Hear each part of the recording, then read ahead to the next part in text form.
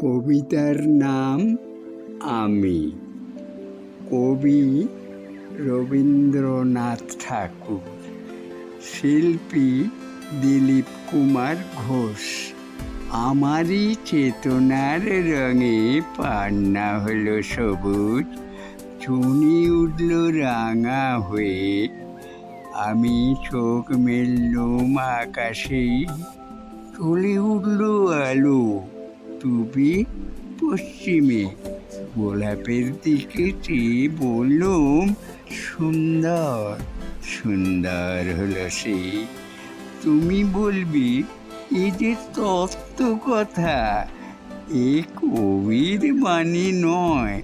আমি বলবো এ সত্য, তাই এ কাব্য। এ আমার অহংকার, অহংকার সমস্ত মানুষের হয়ে। মানুষের অহংকার পটেই বিশ্বকর্মার বিশ্বশিল্প।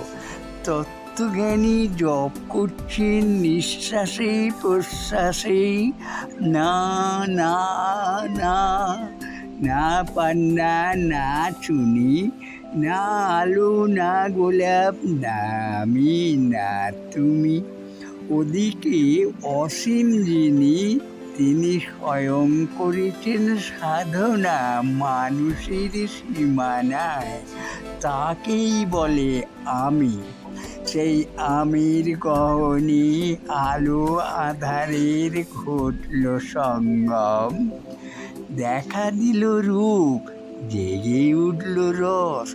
না কখন ফুটে উঠে হলো হ্যাঁ, মায়ার মন্ত্রেই, রেখায় রঙে, সুখে দুঃখে।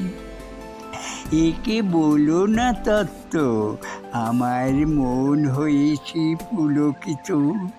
বিশ্ব আমি রচনার আসরে, হাতে নিয়ে তুলি, পাত্রে নিয়ে রং।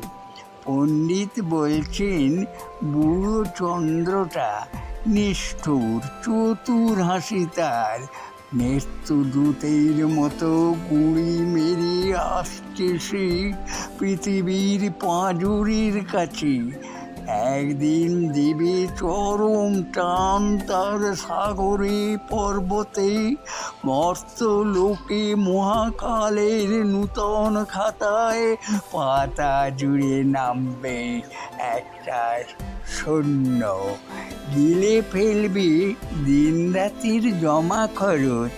মানুষের কীর্তি হারাবে অমরতার ভান। তার ইতিহাসে লেপে দেবে অনন্ত রাত্রের কালি। মানুষের যাবার দিনের চোখ বিশ্ব থেকে নিকিয়ে নেবে রং। মানুষের যাবার দিনের মন ছানিয়ে নেবে রস। শক্তির কম্পন চলবে আকাশে আকাশে, জ্বলবে না কোথাও আলো। বিনাহীন সবাই যন্ত্রের আঙুল নাচবে, বাজবে না সুর। সেদিন কবিত্বহীন বিধাতা একা রবিন বসে নীলিমাহীন আকাশে। ব্যক্তিত্ব হারা অস্তিত্বের গণিত তত্ত্ব নিয়ে।